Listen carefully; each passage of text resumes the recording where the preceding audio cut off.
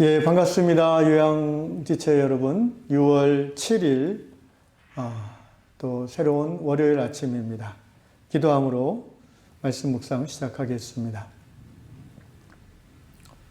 예수 그리스도 안에서 우리를 교회로 불러주신 우리 하나님 아버지께 찬양과 영광을 돌려드립니다.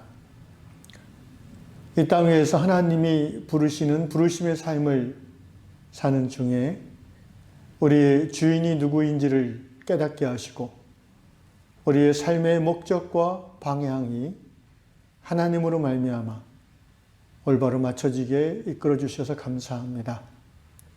비록 뒤뚱거리기도 하고 또 가끔 돌아갈 때도 있지만 오늘 여전히 말씀 앞에 우리 요양의 지체들이 서 있기에 오늘도 하나님이 인도하시는 그 길을 우리가 걸어가게 되는 줄로 믿습니다.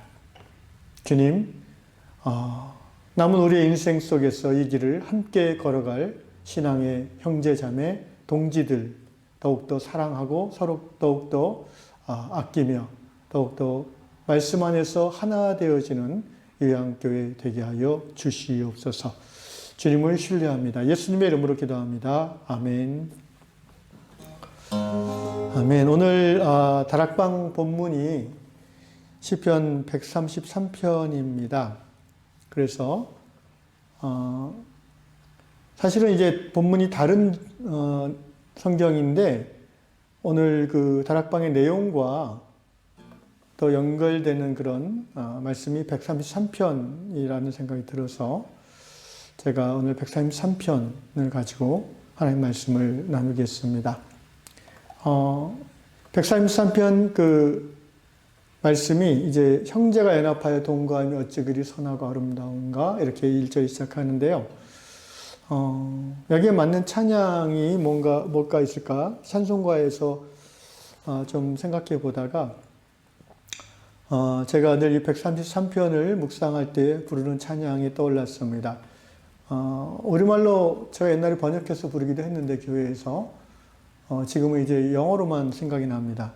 가사는 후렴만 이 시간 할 텐데 간단합니다. We will break dividing walls. dividing은 이제 나누어진 분단이란 말이잖아요. 분단의 벽, dividing walls. 우리는 분단의 벽을 깰 것입니다. 뚫을 것입니다. break. 없앨 것입니다. 그러니까 나와 너, 교회가 하나 되지 못하게 만드는 그 분단의 벽을 우리는 허물 것이다 라는 고백입니다. 원래 이 찬양은 이제 영국에서 만들어진 걸 제가 기억하는데요. 영국도 잘 아시는 분은 알겠지만 그 잉글랜드가 있고 또 스코틀랜드가 있고 또 이제 아이리쉬라고 하나요? 그 민족 내 갈등들이 많이 있죠. 특별히 캐톨릭과 개신교의 갈등도 있고요. 그런 상황에서 이제 아마 이런 찬양이 나온 것 같아요.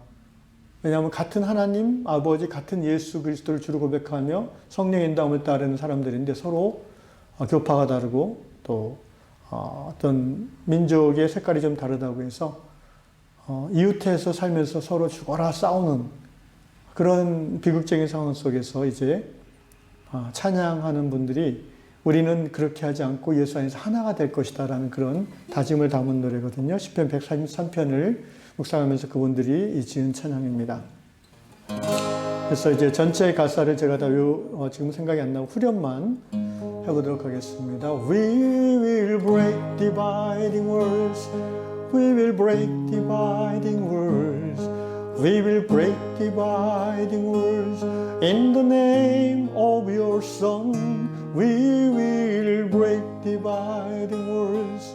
We will break dividing walls. We will be one. We will break dividing walls. We will break dividing walls. We will break dividing walls in the name of your Son. We will break dividing walls. We will break dividing walls. We will be one.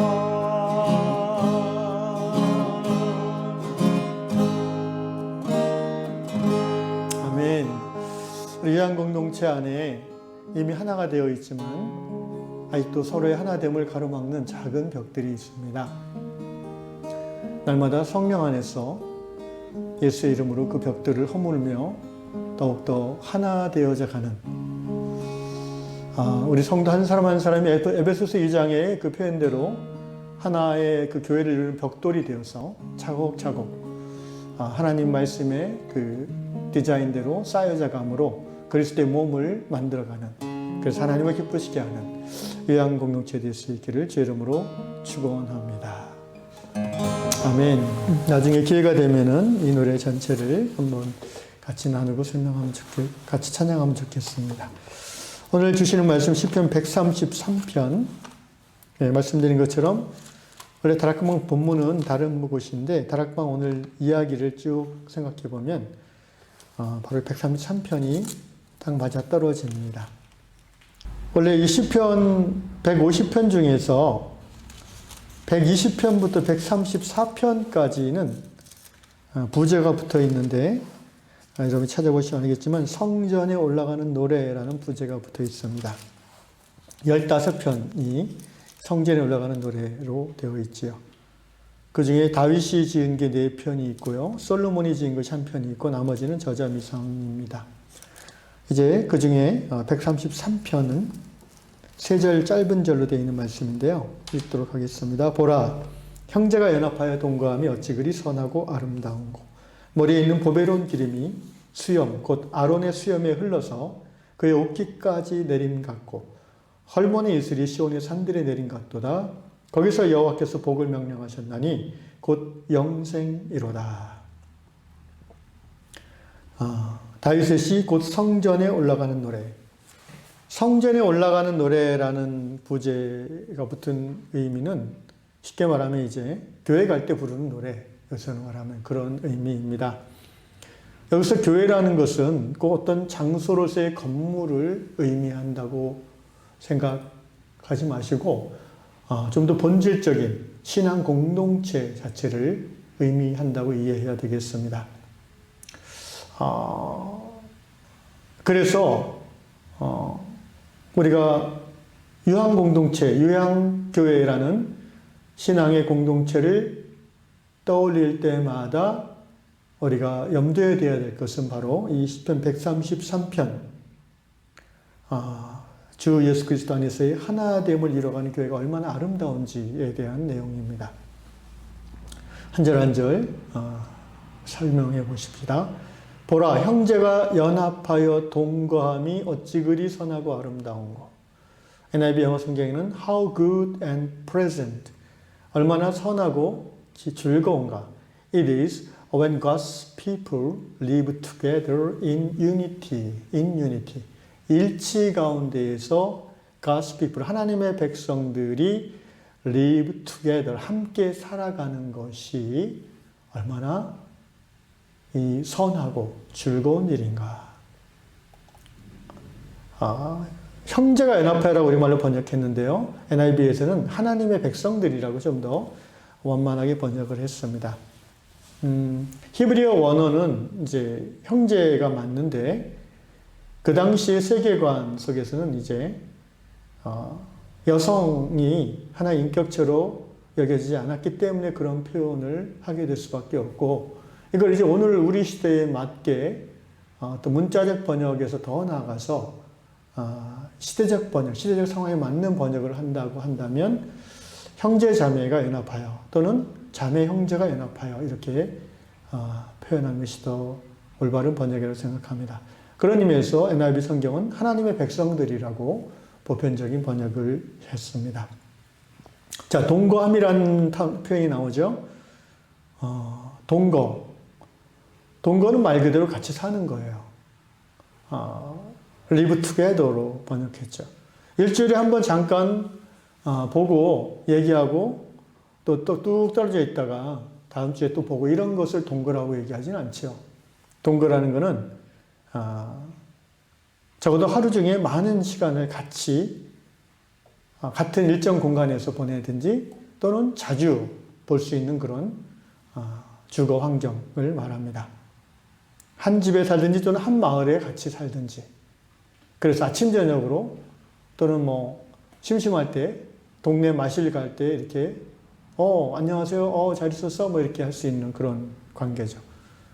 동네 식당에서도 보고 미용실에서도 보고 또 마트에서도 보고 그런 관계, 그런 삶의 형태를 동거라고 우리가 얘기할 수 있습니다. 여기서 이제 질문 들어갑니다. 자, 형제 자매가 한 동네 또는 한 집에 같이 사는 것이 참 선하고 아름답다라고 했는데 과연 그럴까요? 한 동네에 살면서 한 집 살면서 매일 얼굴 보고 같이 밥 먹고 같이 예배드리고 하나님 나라 선교와 복음 전파 사역을 하는 일이 선하고 아름답다고 했는데 정말 그럴까? 여러분 이게 그냥 피상적으로 읽으면은 뭐 그렇겠다라고 하지만 조금만 생각해 보면 그것이 늘 선하고 아름답지만은 않다는 것을 우리는 알 수가 있습니다. 한 2년 전에 나온 재미있는 책이 한겨레 신문 종교 전문 기자인 조현 씨가 여러 이제 신앙 공동체를 이렇게 취재하면서 정리한 것을 책으로 냈는데 제목이 뭐냐면은 잘 들어보십시오. 혼자 있으면 외롭고 함께 있으면 괴로운 사람들의 이야기. 뭐 이렇게 표현해 놨어요. 이게 아주 쉬운 우리말인데 의미가 심장하죠.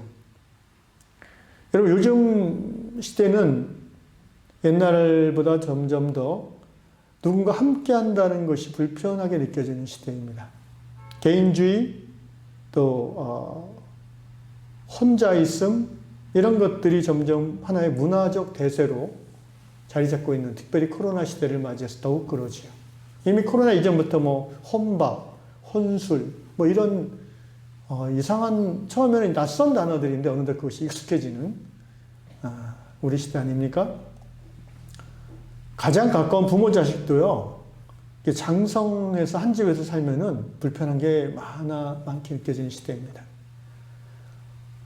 그래서 부모 자식 간도 이제 성인이 된 후에는 좀 떨어져 살면서 가끔 만나야 관계가 좋아진다고 합니다. 부부도 그렇습니다. 함께 살다 보면 좋을 때도 있지만 힘들 때가 많지 않습니까? 세상 사람들은 이렇게 한 중년 들어서 주말 부부 하는 거는 전생에 나라를 구한 사람들에게 주는 축복이라고까지 얘기할 정도로 함께 한다는 것은 그것이 항상 선하고 좋은 것은 아닙니다. 하물며 피도 안 섞인 교회 형제 자매들과 함께 산다는 것, 이것이 정말 아름다울까? 곰곰이 생각해 보게 되는 성경 말씀이고 또한 성경의 진리입니다. 그러면 왜 다윗은 이렇게 고백했을까요?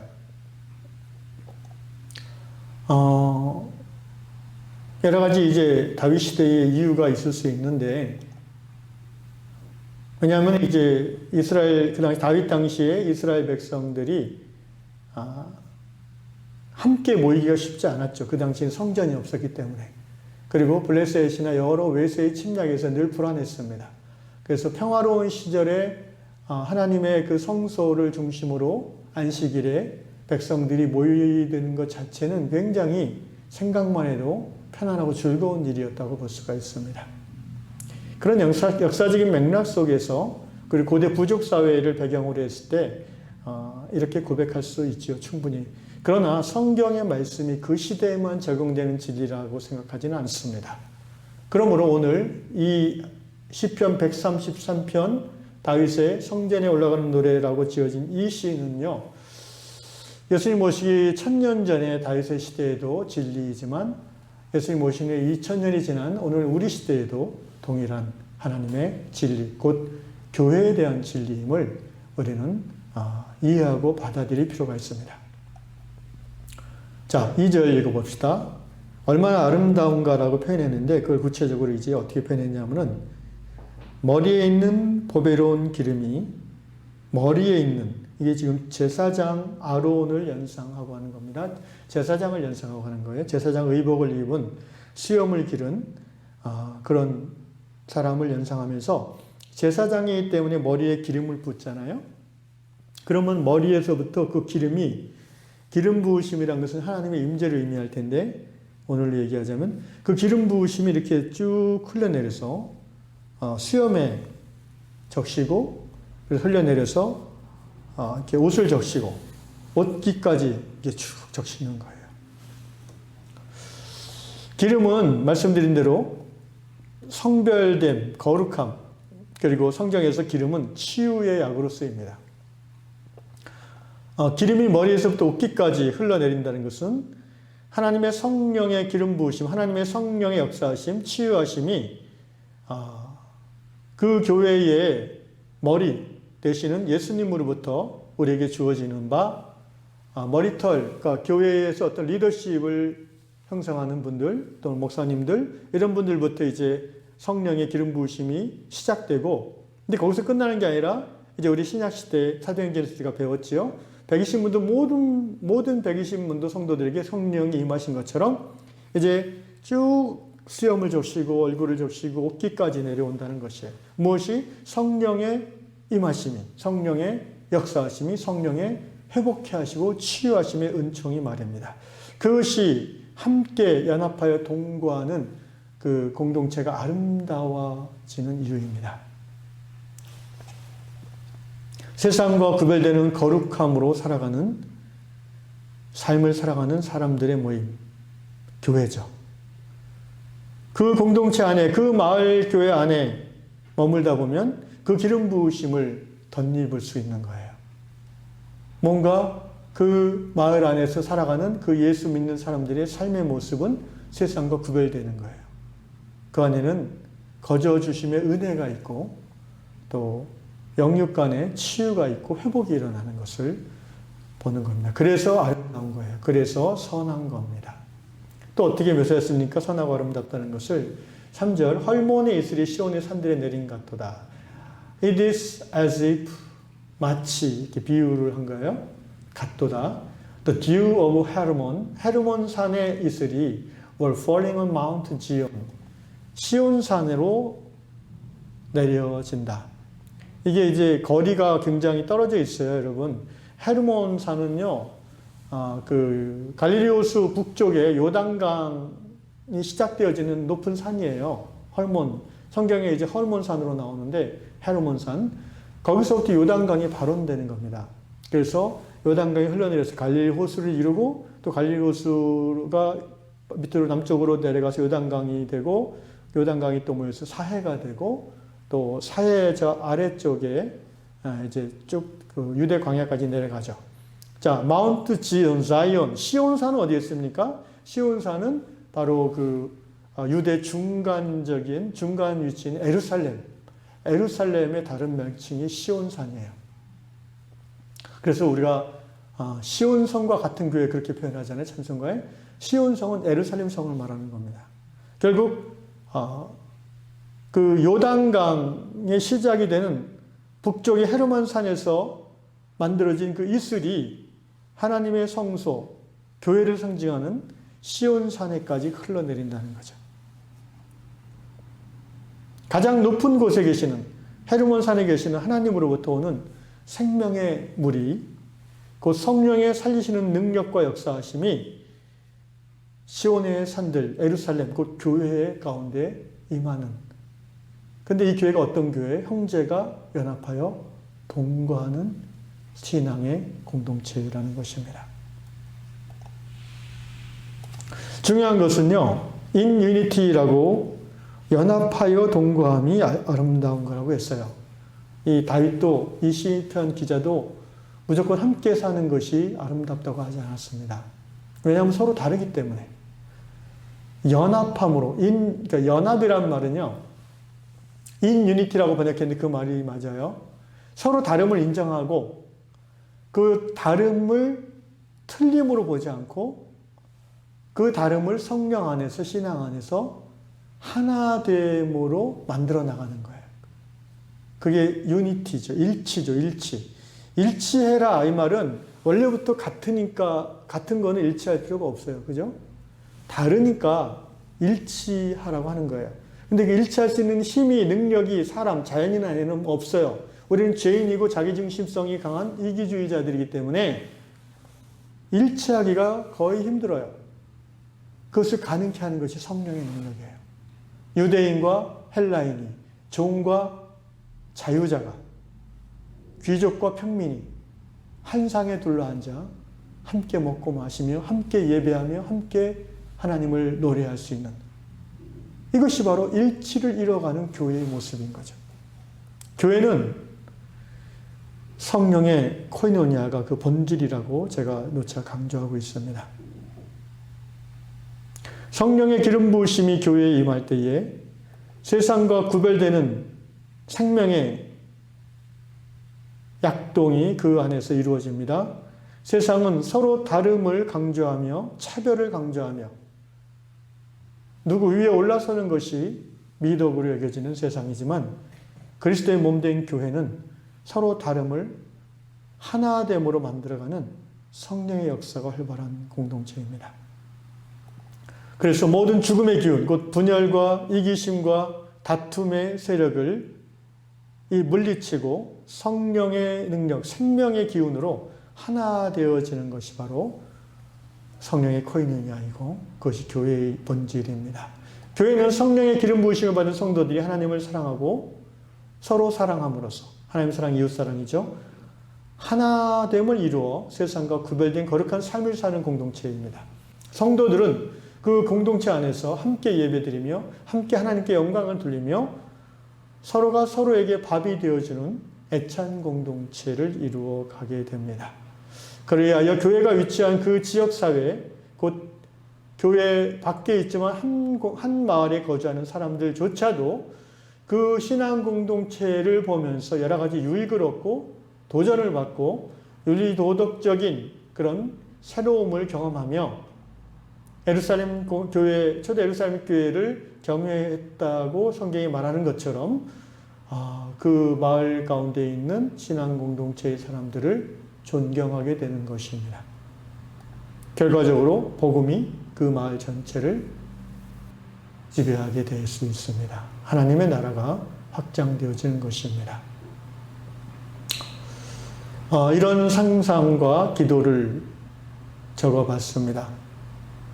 도시에 사는 우리의 자녀들이 언제든지 부모님 집에 와서 쉴 수 있고, 또 자녀들을 주말에 맡길 수 있고, 그래서 주말에 할아버지 할머니, 아들 며느리, 딸 사위, 손자 손녀가 함께 모여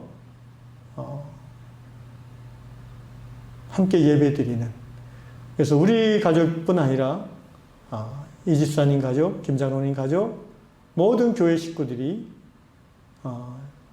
현실적으로 최소한 그 주말에는 한 가족이 되어서 함께 모여 식사하고 예배드리고 놀고 밭일하고, 또 내 자식 구분하지 않고 서로 돌봐주고, 하나님이 창조하신 오염되지 않은 자연환경 속에서 아이들이 뛰어놀게 하고, 그리고 하나님 나라 생명의 원리로 아이들을 양육하고, 일체의 어떤 그 방부제나 이런 것 들어간 과자나 이런 것들, 상량 음료수 이런 것들을 사주지 않고, 적어도 할아버지 할머니 집에 오고 교회에 왔을 때는 할아버지 할머니들이 손수 만들어준 그런 자연농 재료로 만든 간식들, 그런 음료수들, 그걸 먹고 마시고, 그리고 주말에 또 그 아이들의 부모들이 교회 안에서 이루어지는 여러 가지 성경 세미나, 자녀 양육 세미나, 또 관계 세미나, 살아감에 있어서 꼭 필요한 그런 생명의 원리들을 전문가를 통해서 함께 공부하고 배워나가면서 함께 텃밭 농사도 짓고, 또 점점 더 확장돼서 지역 마을에 봉사하는 차원에서, 또 우리 공동체원들도 함께 이용하는 차원에서 마을 도서관을 지어주고, 또 마을 찻집을 운영하고, 그 마을 찻집을 자본의 원리가 아니라 생명의 원리로 경영하고, 더 나아가서 아이들을 처음에는 주말에 양육하는 그런 신앙적인 대안학교를 운영할 수 있고요. 또 살다 보면 몸이 불편해지고 누군가의 도움을 받지 않으면 살아갈 수 없는 그런 현상들이 나타날 텐데, 그런 분들이 이제 또 생기면 공동체 안에서 요양병원이나 요양센터를 만들어서 공동체 회원 중에 어떤 분들이 이제 사회복지사도 되고 또 의사나 한의사가 있어서 그것들을 운영하고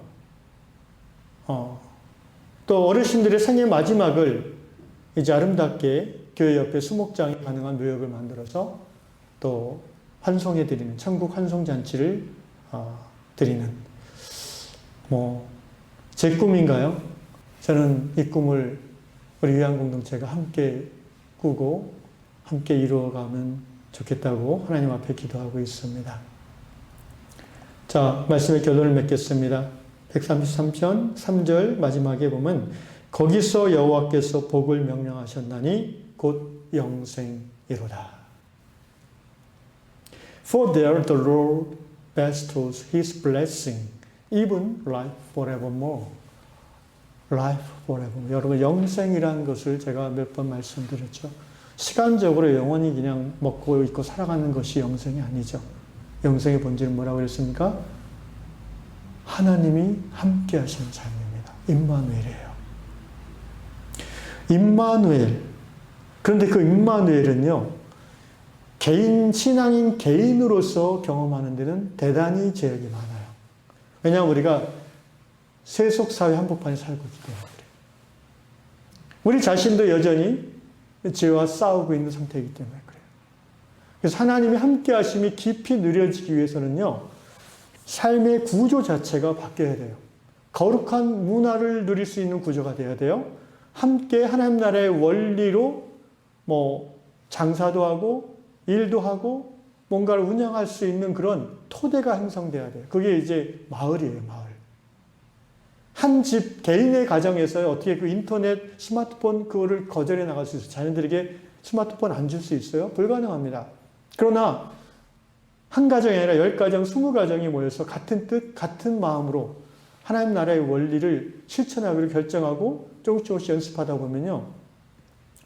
자, 어떤 친구가 새로 왔는데 그 마을에 들어오니까 학교에 있는 친구들이 대부분이 스마트폰을 안 쓴다는 거예요. 그리고 학교 들어갈 때는 적어도 스마트폰을 놓고 들어가는 문화가 형성되는 거예요. 주일날 교회 왔을 때도요, 스마트폰을 다 저 바깥에 넣어놓고 끄고 들어와요.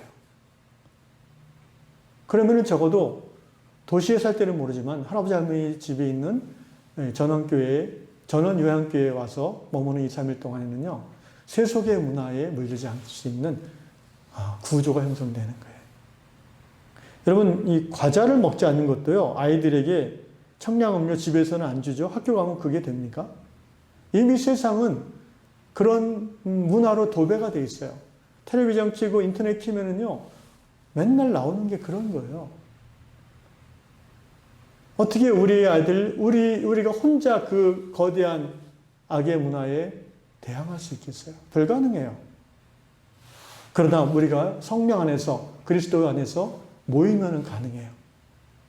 일주일에 한 번 어떤 건물에 모여서 예배 드리는 거, 그거 가지고는 불가능합니다. 우리는 사회적 존재이고 신앙 공동체를 이루면서 그 안에서 하나님 나라의 거룩한 문화와 윤리와 도덕을 함께 이루어 가지 않으면 세상 속에서 하나님 나라의 삶을 살아낼 수 없는 것입니다. 그래서 마을 공동체로 함께 모이고 전원 지역에 모이고 그리고 전원 마을을 이루어가며 생명의 원리로 최대한 먹고 사는 부분을 해결해 나가며 신앙이란 게 삶이잖아요. 식, 먹는 거, 의, 옷 입는 거, 주, 집 사는 거, 락, 노는 거. 여기에서 얼마나 엄청난 그 세속의 문명이 이걸 다 다스리고 있습니까? 자본이 다 이것을 끌어가고 있지 않습니까? 그 속에서 일주일에 한 번 교회에 모여서 예배 드리는 것으로 우리의 신앙이 유지됐나? 그건 정말 근근히 살아가는 신앙 삶이에요. 우리는 좀 더 적극적으로 형제가, 자매가 연합하여 동거함이 어찌 그리 선하고 아름다운 거. 거기서 하나님께서 복을 명하셨나니 뭐라고요? 영생이로다. 함께하는 세상 가운데에서 하나님 나라의 삶을 살아가는, 그래서 하나님의 살아계심을 세상 가운데 드러내는 우리 요양 공동체 될 수 있기를 주의 이름으로 축원합니다. 오늘 아침에는 우리 교회의 그 미래를 향해서 우리가 함께 이루어짐을 위해서 기도하고 또 오늘 그것을 위해서 우리가 무엇을 해야 될지를 하나님 앞에 여쭙고 듣고 순종하는 그런 기도의 시간이 되기를 축복합니다. 기도하겠습니다. 좋으신 아버지 하나님, 오늘 시편 133편 우리 신앙의 선배님인 다윗이 이렇게 성령의 감동 가운데 고백했습니다. 하나님을 경외하는 백성들이 일치함으로 하나 되어 함께 살아가는 것이 정말 선하고 아름답다고 고백했습니다. 사람이 경험하고 생각하기에는 불편하고 어려운 일이 많이 있을 수 있지만 그것이 진리이고 하나님의 뜻이기에 하나님 보시기에 선하고 아름답다고 기록했다고 믿습니다. 주님, 그렇게 일치 가운데 가까운 곳에 함께 모여서 신앙의 문화를 만들어가고 하나님 나라를 누려갈 때에 세상과 우리를 구별하게 하시는 성령의 기름 부으심이 강력해지며 또 세상 가운데 상처받고 연약해진 우리의 신앙과 마음과 육신이 치유되고 회복되어지는 성령의 코이노니아가 온전히 강해질 줄로 믿습니다. 주님, 우리는 세상 가운데 파송받은 하나님 나라의 백성들인 것을 다시 한번 고백하며 어떻게 하면 우리의 남은 여생 속에서 이 세상을 살아가면서 하나님의 살아계심을, 하나님의 거룩하심을 드러내므로 세상 사람들에게 하나님을 전할 수 있을지를 고민하고 실천하는 우리의 삶, 우리 유한 공동체가 될 수 있도록 인도하여 주시옵소서. 예수님의 이름으로 기도하옵나이다. 아멘. 하늘에 계신 우리 아버지, 아버지의 이름을 거룩하게 하시며 아버지의 나라가 오게 하시며 아버지의 뜻이 하늘에서 같이 땅에서도 이루어지게 하소서. 오늘 우리에게 일용할 양식을 주시고 우리가 우리에게 잘못한 사람을 용서해 준 것 같이 우리 죄를 용서해 주시고 우리의 신이 빠지지 않게 하시고 악에서 구하소서. 나라와 권능과 영광이 영원히 아버지의 것입니다. 아멘.